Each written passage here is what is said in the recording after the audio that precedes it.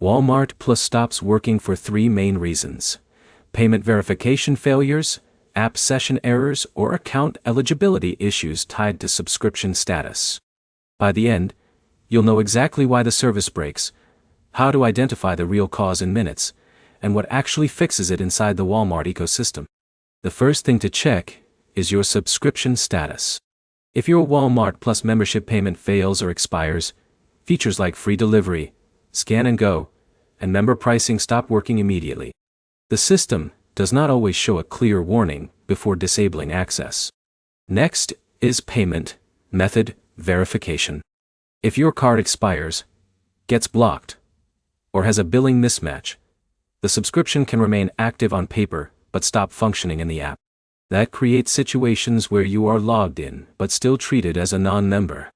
Another common issue is app session corruption. If the app hasn't refreshed your login token properly, it may not recognize your membership status, even though the subscription is active. This usually shows up as missing Walmart Plus features or prompts to upgrade again. Network problems can also interfere. If your connection is unstable during login, the app may fail to sync subscription data from Walmart servers. That leads to temporary loss of member access until the app reconnects and refreshes the account. To fix it, start by opening your account section and confirming that your Walmart Plus subscription is still active and not paused or expired. This is the fastest way to rule out billing issues. Next, update or re-add your payment method. Even if nothing looks wrong, re-verifying your card forces the system to refresh your billing status. Then force close the app and reopen it. This resets your login session and forces the app to pull the latest subscription data from the server. If features are still missing, log out completely and sign back in. This clears cached account data that may be blocking membership recognition. Also, make sure your app is updated to the latest version. Older versions can fail to properly sync subscription entitlements after back-end updates.